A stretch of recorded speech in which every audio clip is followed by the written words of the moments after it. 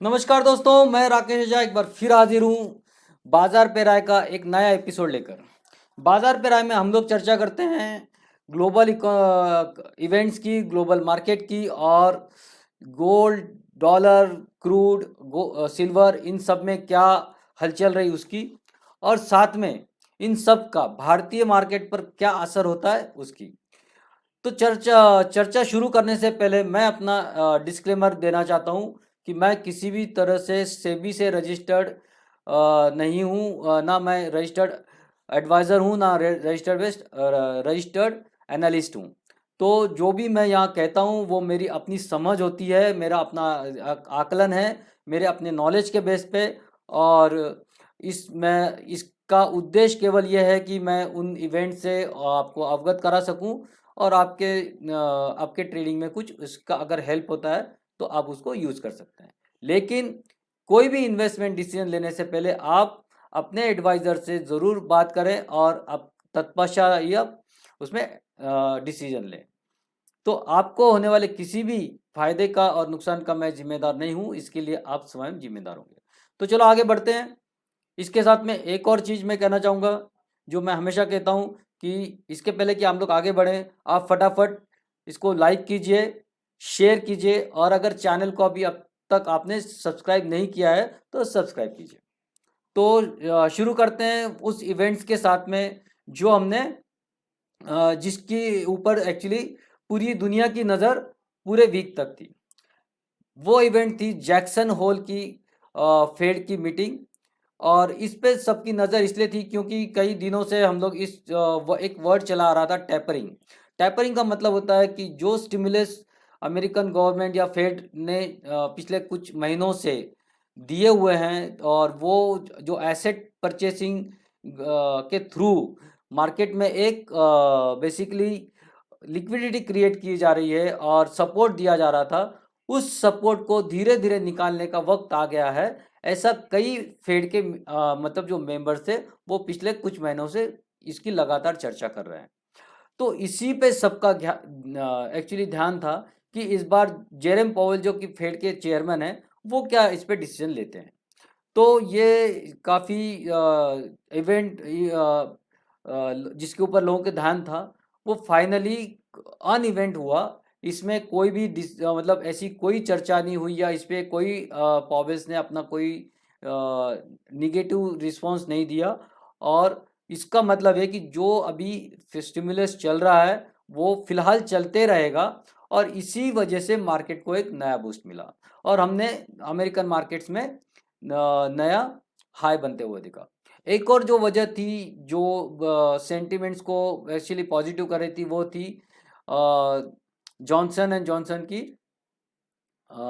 Sorry, Pfizer की जो vaccine आई है उसको कंप्लीट वैक्सीन बना के, मतलब जो पहले एक सिर्फ इमरजेंसी के लिए यूज़ हो रही थी, अब इसको पूरी तरह से मान्यता मिल गई है, और एक नई वैक्सीन अमेरिकन लोगों के लिए, साथ में और भी कई देशों के लिए उपलब्ध है, और इससे भी सेंटिमेंट्स में काफ़ी मतलब बदलाव आया। तो ये जो दो मेजर इवेंट थी जिसने मार्केट में काफ़ी बूस्ट लिया, और उसी की वजह से हम लोग ने गोल्ड, क्रूड और सिल्वर में भी अच्छी खासी बाइंग आते हुए देखी, और डेफिनेटली डाउ जोन्स और नैस्डैक तो अपने हाई टाइम पे बंद हुए। अब हम लोग अपने इसमें आते हैं कि एशिया में क्या हुआ। एशिया में बेसिकली अभी भी जो पैंडेमिक का असर है वो हमको काफ़ी दिख रहा है। खास करके जापान में बहुत बड़े लेवल पे, मतलब जो नंबर्स आ रहे हैं वो चिंताजनक हैं। चाइना में भी नंबर्स क्या आ रहा है उसका कोई डेटा खास अवेलेबल नहीं है, लेकिन वो जिस तरीके से उन्होंने रेस्ट्रिक्शंस लगाए हुए हैं, वहाँ से ऐसा जान पड़ता है कि नंबर्स काफ़ी बड़े हैं। और उसी वजह से चाइना में अगर हम लोग देखेंगे तो जो सप्लाई चेन है वो काफ़ी डिसरप्ट हुआ है वो, और उसका असर दुनिया के लेवल पे हमको दिखाई दे रहा है, क्योंकि चाइना से जो भी माल सप्लाई हो रहा है उसमें कुछ लेवल पर कमी आई है।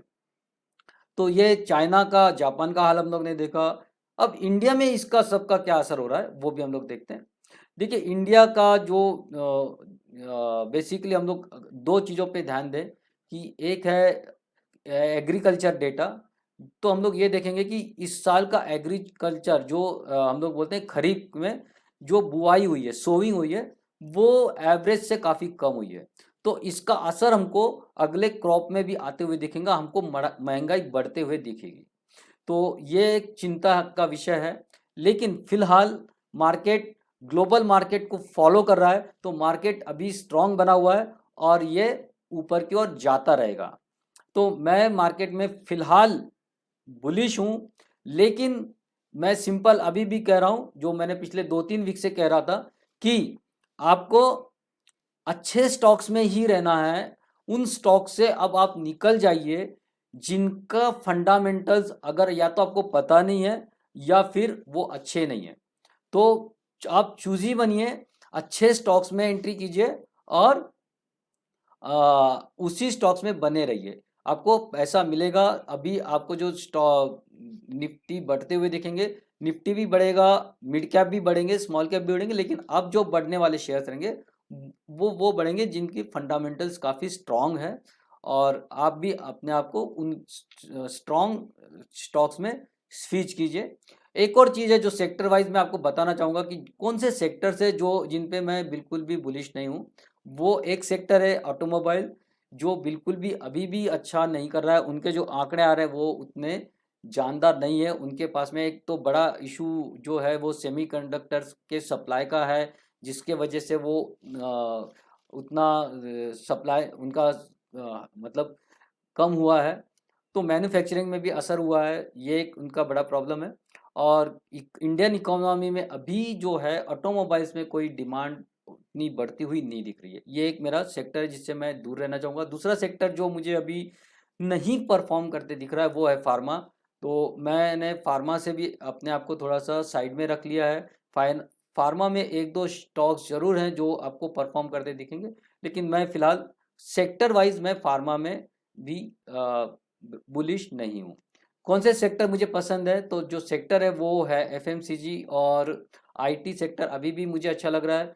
और मुझे ऐसा लगता है कि शायद यहाँ से बैंक्स कुछ अच्छा करते हुए दिखेंगी, क्योंकि वो पीछे पड़ गई हैं। अगर हम लोग पूरे निफ्टी और बैंक निफ्टी को कंपेयर करते हैं तो निफ्टी अपने अपने हाई पे पहुंच गया, बैंक निफ्टी अपने हाई से काफ़ी दूर है।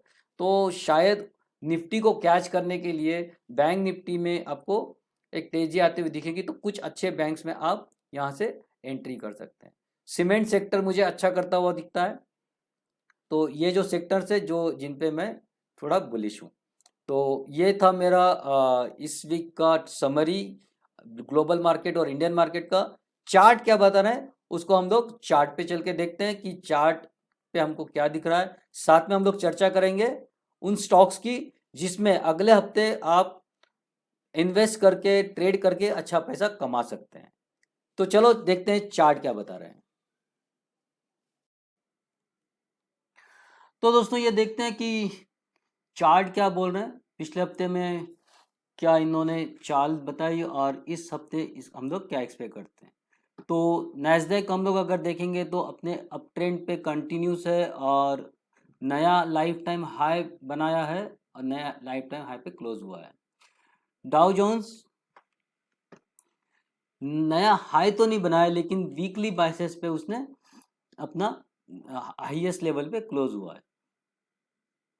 यूके का भी अगर हम लोग ट्रेंड देखते हैं तो जो लास्ट वीक में जो गिरावट हुई थी उसके बाद में काफ़ी अच्छी रिकवरी हम लोग यहाँ देख रहे हैं।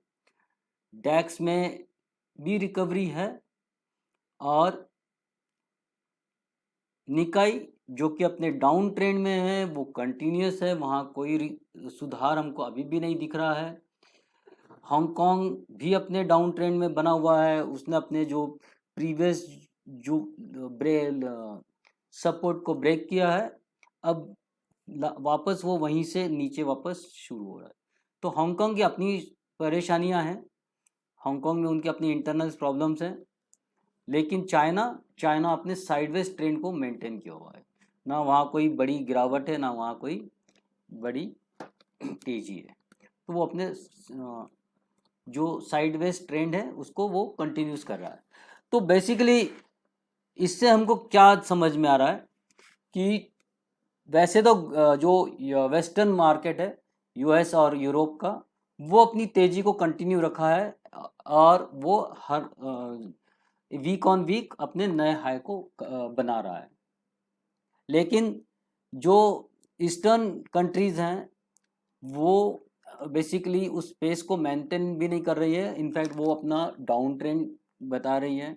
और एक्चुअली ये बहुत अजीब सी स्थिति है। जनरली ऐसा बहुत कम देखने को मिलता है कि एक एक साइड के वर्ल्ड बिल्कुल नीचे की ओर चल रहे हैं और वेस्टर्न वर्ल्ड बिल्कुल ऊपर की ओर चल रहे हैं। तो ये एक मतलब काफ़ी विचित्र स्थिति है।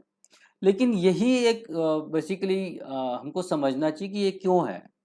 क्योंकि ये हम लोग अगर जापान, चाइना या हांगकांग को देखते तो वहाँ उनके अपने परेशानियां हैं। और जापान में देखेंगे तो वहाँ कोविड के मामले बहुत ज़्यादा आ रहे हैं और अपने ऑल टाइम हाई पे, मतलब सॉरी ऑल टाइम हाई नहीं, लेकिन वहाँ की जो नंबर्स हैं वो बहुत ज़्यादा है। तो वो उनके लिए एक बड़ी मतलब परेशानी वाली स्थिति बनी हुई है और वहाँ कोई अभी रास्ता नहीं दिख रहा है। तो उसी वजह से वहाँ के मार्केट भी डाउन है। वहाँ का जो कोविड का असर वहाँ मार्केट पे काफ़ी दिख रहा है। हांगकांग के अपने अलग परेशानियां हैं, उनके इंटरनल्स विद चाइना और ये सब कुछ। चाइना का मार्केट एक्चुअली चाइना में कोई बहुत रिकवरी अच्छी नहीं दिख रही है। दूसरी बात यह है कि वहाँ से कुछ समय से जो ये कोविड के वजह से वहाँ भी काफ़ी लॉकडाउन हुआ है और वहाँ मोबिलिटी कम हुई है और कंजम्पशन में प्रॉब्लम आया है, और जो हमको उसके चार्ट में काफ़ी क्लियरली दिखाई दे रहा है। तो परेशानी तो यूएस में भी बहुत ज़्यादा है, लेकिन यूएस की परेशानी जो कोविड की है वो डिफरेंट है। वहाँ तो ये समझो कि जब तक वहाँ भी अभी जो नंबर्स हैं वो बहुत ज़्यादा है। ओके, बहुत ज़्यादा नंबर्स कोविड के आ रहे हैं, लेकिन वो कोविड के नंबर आ रहे हैं इसीलिए वहाँ के मार्केट बचे हुए हैं, क्योंकि उनको ये पता है जब तक कोविड के नंबर आते रहेंगे तो वहाँ से उनको सरकार का और फेड का सपोर्ट मिलता रहेगा और इसीलिए मार्केट वहाँ चढ़े हुए हैं। तो ये है स्टोरी। अब हम लोग देखते हैं डॉलर की क्या हालत है। डॉलर हम लोग देखा इस हफ्ते में तेजी से जो गिरा है। ओके, अब हम लोग देखेंगे तो यूएस डॉलर, हम लोग इसको आर्ली चार्ट में देख कर समझने की कोशिश करेंगे कि वहाँ हमने देखा कि पिछले हफ्ते में, इनफैक्ट पिछले 2 दिन में भी डॉलर बहुत तेज़ी से नीचे आया है।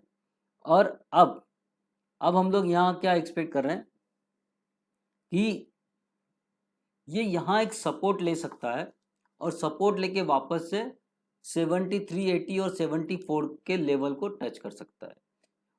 अगर इसको गिरना है तो मैं फिर सजेस्ट करूंगा कि let it break this level 7325, और 7325 का लेवल अगर ब्रेक होता है तो 7288, मतलब बहुत बड़ी गिरावट हम लोग डॉलर में अब इसके बाद में मुझे नहीं दिखती है। हो सकता है, लेकिन यहाँ एक सपोर्ट लेने के पूरे चांस है। तो यहाँ वो आके यहाँ भी एक सपोर्ट ले सकता है और फिर वापस से ऊपर की ओर जा सकता है। तो यहाँ हमको अगर प्राइस यहाँ आती तो फिर कॉन्ट्रा कॉल लेना है, और ऊपर 74 पे आती फिर भी वहाँ हमको कॉन्ट्रा कॉल लेके नीचे की ओर ट्रेड करना है। क्रूड में अगर हम लोग देखेंगे तो काफ़ी एक गिरावट के बाद में एक अच्छी रिकवरी यहाँ दिखती है।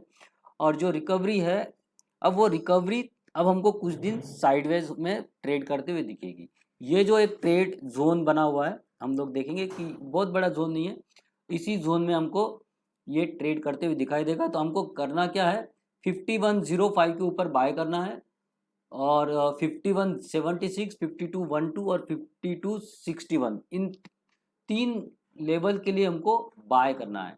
नीचे की ओर अगर ये नीचे 5042 का लेवल ब्रेक करता है तो 4983 और 4884, ये 2 लेवल के लिए हमको शॉर्ट करना है। गोल्ड में भी अच्छी रिकवरी हम लोग ने देखी है और ये गोल्ड की रिकवरी कंटिन्यूस हो सकती है, लेकिन इसका कंटिन्यूस कहाँ तक होगी, तो हमको बाय कहाँ करना है, हमको बाय करना है 47609 के ऊपर। फर्स्ट टारगेट होगा हमारा 47870 और सेकंड टारगेट होगा हमारा 48350। ये दो टारगेट के लिए हम लोग बाय करेंगे। नीचे की ओर हम लोग देखेंगे 47,455 के नीचे हम लोग सेल करेंगे। टारगेट हमारा फर्स्ट टारगेट होगा 47,287 और सेकंड टारगेट होगा 46,818। ये हमारे गोल्ड के लेवल्स होंगे। सिल्वर में क्या करना है? सिल्वर में हम लोग सिल्वर में भी यहाँ काफ़ी अच्छी रिकवरी हुई पिछले 2 दिनों में और सिल्वर में हम लोग इनफैक्ट लास्ट दिन ही काफ़ी अच्छी रिकवरी हुई है जब फेड का फैसला आ गया कि वो लोग टेपरिंग अभी नहीं कर रहे हैं तब से। तो वहाँ हमको ये सिल्वर में काफ़ी अच्छी रिकवरी आते हुए दिखी। तो अब करना क्या है, 63,790 का ये जो लेवल है इसके ऊपर हम बाय करेंगे 64,300 और 64,715 ये दो लेवल के लिए।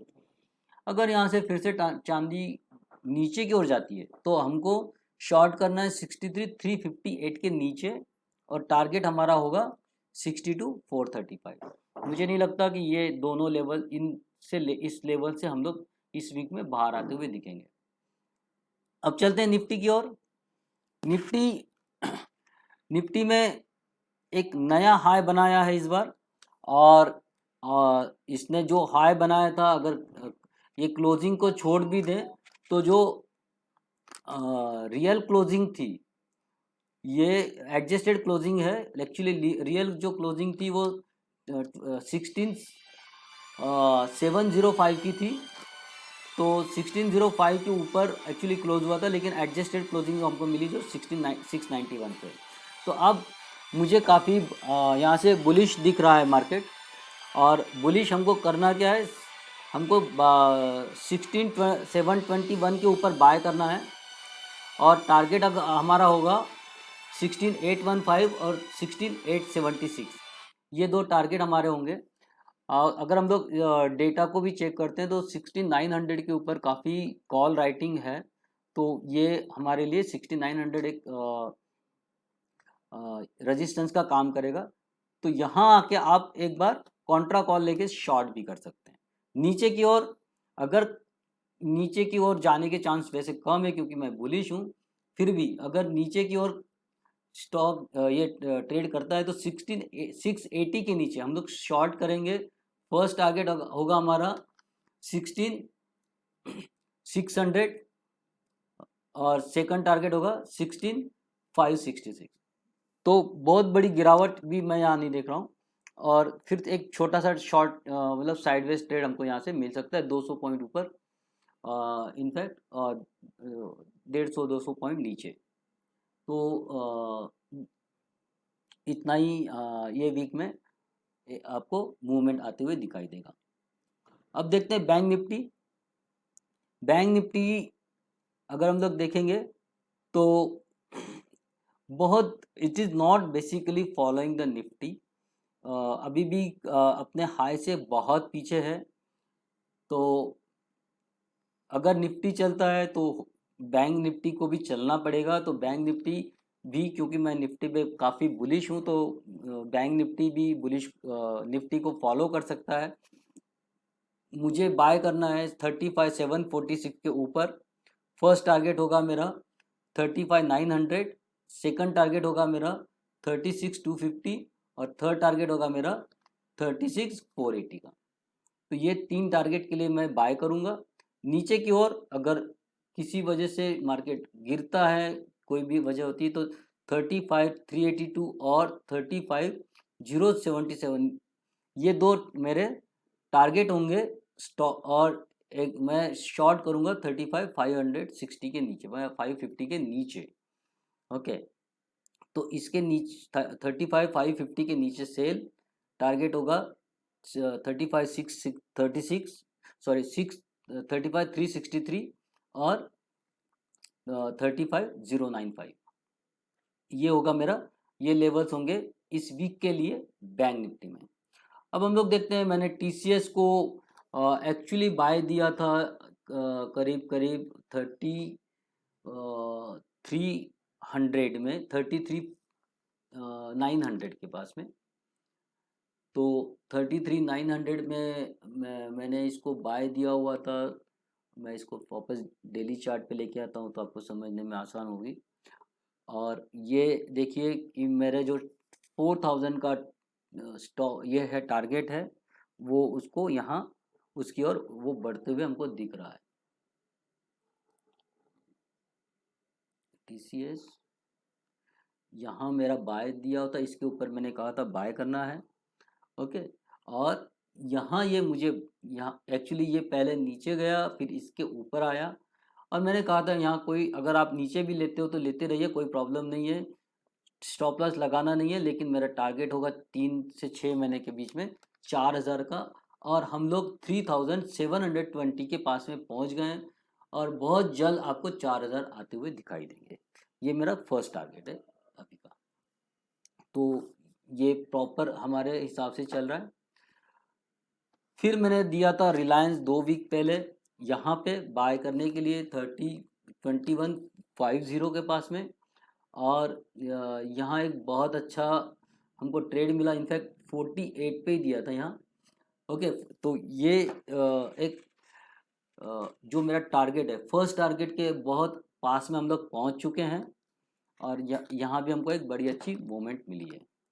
फिर मैंने दिया था अदानी ट्रांसमिशन, और वाह क्या फंटास्टिक, देखिए यहाँ 1130 का मैंने एंट्री दिया था, और यहाँ हमको एंट्री मिला, मैंने खुद भी ट्रेड किया है। 1433 का हमारा इनफैक्ट जो 1414 का टारगेट था, अब प्राइस उसके ऊपर ट्रेड कर रही है, और पाँचों दिन ये अपने इसने अपर सर्किट लगाते हुए ये ऊपर गया है। ठीक वैसे ही ATGL Adani total gas limited, ये भी अपने 4 दिन इसने हाई अपर सर्किट पे हाई पे बंद हुआ। आपको प्रॉपर एंट्री भी मिली है, यहाँ सब जगह एंट्री मिली है, ऐसा कहीं भी नहीं है एंट्री नहीं मिली, एंट्री मिली, और अब ये ऑलमोस्ट अपने फर्स्ट टारगेट के आसपास अभी पहुंच चुका है। यहाँ देखिए ये अगर हम लोग इसको देखेंगे तो 1 2 3 4 5 5% 25% से ज़्यादा हमारा इसमें रिटर्न आ चुका है। BASF मेरे अभी तक जो प्राइस मैंने दी थी वहाँ से एक्चुअली ये अपने सपोर्ट के आसपास ट्रेड कर रहा है, पर इसमें अभी भी मैं यही कहूँगा कि इसके ऊपर अगर किसी ने नहीं एंट्री की तो वापस ये इसके ऊपर ही एंट्री करेंगे ये, और ये स्टॉप लॉस के साथ में आप इसमें बने रहिए। फिर जो मैंने दिया था किलपेस्ट अपने बाइंग के आसपास, इसके ऊपर बाय करने के लिए कहा था, ये मुझे 3 दिन बाद मिला, चौथे दिन मिला, और अभी हम लोग अपने बाइंग प्राइस के आसपास ट्रेड कर रहे हैं। ये मेरे लिए एक लॉन्ग टर्म इन्वेस्टमेंट का ट्रेड है, तो मैं इसमें अभी भी अगर किसी ने एंट्री नहीं ली है तो मेरा सजेशन रहेगा कि आप इसमें ये एंट्री ले सकते हैं। ये मैंने अपने पेड क्लाइंट्स के भी सजेस्ट किया हुआ है।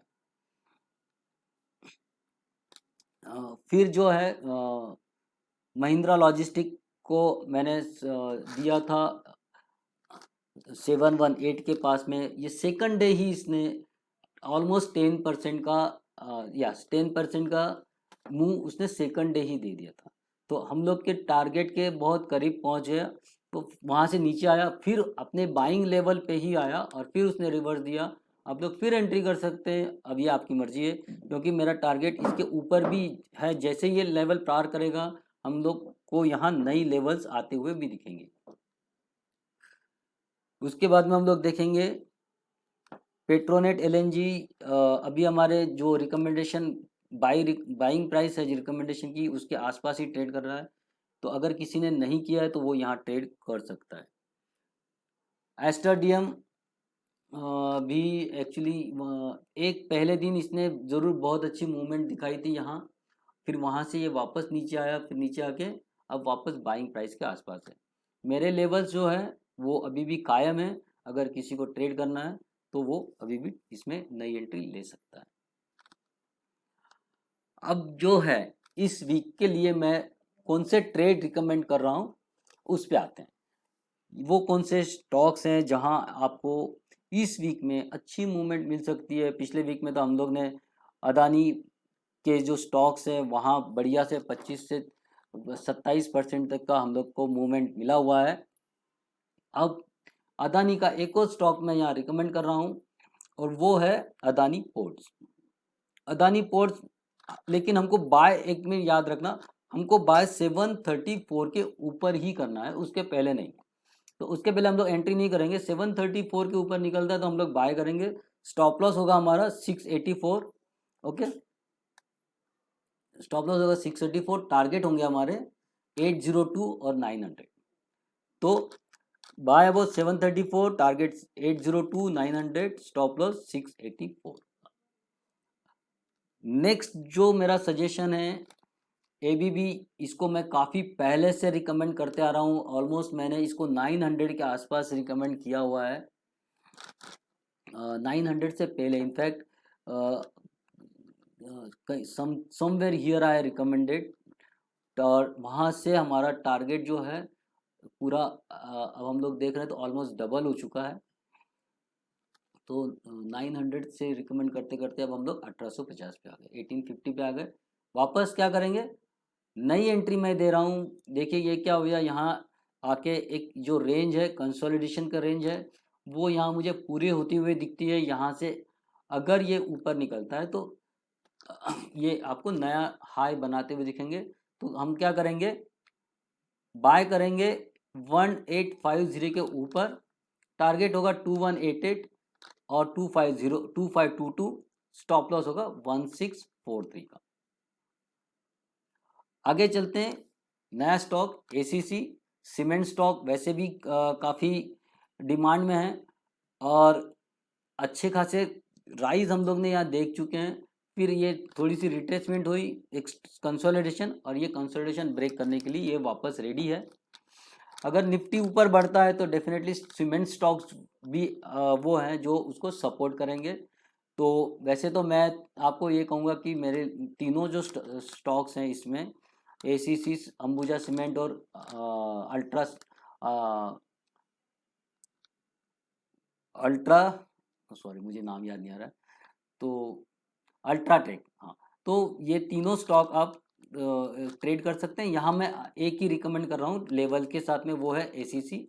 एसीसी को आपको बाय करना है 2348 के ऊपर, टारगेट होगा 27005 और 2990, स्टॉप लॉस आपको रखना है 2228 का। तो ये लेवल्स होंगे आपके लिए एसीसी के। फिर आते हैं नया, ये है सेक्युलर क्लाउड। सेक्युलर क्लाउड ये टेक कंपनी है और यहाँ से अगर हम लोग देखें तो एक बड़ा अच्छा ब्रेकआउट हमको यहाँ दिख रहा है। और इस ब्रेकआउट के बाद में फिर एक नए हाई के लिए ये रेडी है। तो मैं इसको रिकमेंड करूँगा 132 के ऊपर बाय करने के लिए। 171 205 ये टारगेट होंगे, स्टॉप लॉस होगा 114 का। नेक्स्ट टारगेट, नेक्स्ट स्टॉक जो है मैं जो बता रहा हूँ, गायत्री प्रोजेक्ट्स, फैंटास्टिक स्टॉक, बहुत दिनों से एक साइडवेज मूवमेंट में फंसा हुआ था। हम लोग अगर देखेंगे तो ये जो उसने प्रीवियस हाई लगाया था ऑलमोस्ट 13 जैन में, ओके, 13 जैन के बाद में ये लेवल उसने 1 2 3 4 4 बार उसने वो लेवल पे आया और प्राइस को फिर से नीचे चली गई। अब हम लोग अगर ये देखते हैं तो जो कल का मूवमेंट है, काफ़ी स्ट्रॉन्ग बाइंग हमने यहाँ देखी है और विथ हाई वॉल्यूम। तो इस वॉल्यूम के साथ में ये काफ़ी अच्छी मूवमेंट हम यहाँ देख रहे हैं। और मुझे इस बार इसलिए एक्सपेक्टेशन है कि इस बार ये ऑलमोस्ट 9 मंथ का या 8 मंथ का ब्रेकआउट होने जा रहा है। ये 8 मंथ का ब्रेकआउट यहाँ से हमको नई ऊंचाई पे आते हुए दिखेगा। तो हमको बाय करना है 48 के ऊपर, टारगेट होगा 88 और 132। अचानक नहीं आ जाएगा, टाइम लगेगा, आप इसमें बने रह सकते हैं। आपको आपका ऑल टाइम स्टॉप लॉस 33 रहेगा, 33 के नीचे आएगा तो आपको एग्जिट ही कर लेना है। और जैसे जैसे ऊपर जाएगा आप अपने स्टॉप लॉस को ट्रेल कर सकते हो। फिर हम लोग देखते हैं नेक्स्ट जो स्टॉक है मेरा, जीएसएस इन्फोटेक। इसमें मैं एक ही टारगेट दे रहा हूँ, मैं कोई बहुत बड़ा टारगेट इसमें नहीं दे रहा हूँ। हम लोग को 72 के ऊपर बाय करना है, 87 का टारगेट और 64 का स्टॉप लॉस, ये केवल इतना ही है। अब अगर ये 84 87 को ब्रेक करता है तो डेफिनेटली हमको यहाँ एक नया हाई मार्क आते हुए दिखाई देगा। लेकिन हम लोग इसको 87 के बाद में फिर से रिव्यू करेंगे। अब हम लोग चलते हैं नेक्स्ट स्टॉक जो है वो है टेनफैक इंडस्ट्रीज। टेनफैक इंडस्ट्रीज में खास क्या है, देखिए ये नया हाई जो बनाया है, ये काफ़ी दिनों का एक कंसोलिडेशन हम लोग देखते हैं, ब्रेकआउट है। तो ये भी करीब करीब 18 से मतलब 2018 का जो ले हाई था वो यहाँ हमको ब्रेक होते हुए दिखा है। ओके, और अगर हम लोग ये देखेंगे तो और पीछे जाएंगे तो यस, तो 2018 का जो मतलब ऑलमोस्ट 3 इयर्स का ब्रेकआउट यहाँ आते हुए दिखा है, और इसीलिए मुझे इसमें एक बड़ी जो मूवमेंट है उसकी उम्मीद है। तो 471 ये हमारा बाइंग प्राइस होगा, 471 के ऊपर टारगेट भी बड़े हैं 622 और 712 का। स्टॉप लॉस 395, ये हमारा स्टॉप लॉस होगा। फिर आते हैं हम लोग एक और स्टॉक, वो है गणेश हाउसिंग।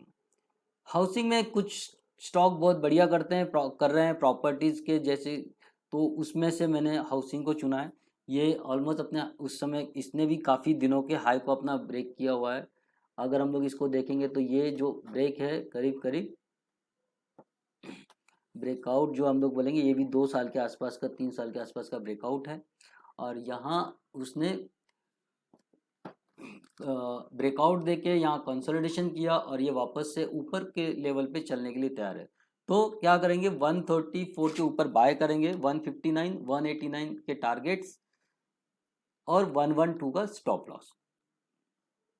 ये होगा मेरा गणेश हाउसिंग। उसके बाद में अगर हम लोग देखते हैं नेशनल एल्यूमिनियम।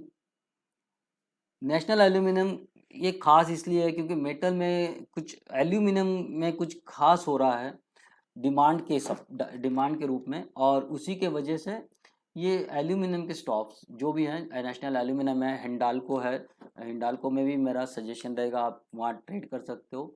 और साथ में वेदांता ऑलरेडी मेरा रिकमेंडेशन है। तो यहाँ मैं आपको दे रहा हूँ नेशनल एल्यूमिनियम। तो नाल्को, इसमें आपको ट्रेड करना है 85 के ऊपर बाय करेंगे, 102 120 ये दो टारगेट्स के लिए, और स्टॉप लॉस होगा आपका 76। तो ये थे मेरे रिकमेंडेशन इस वीक के लिए।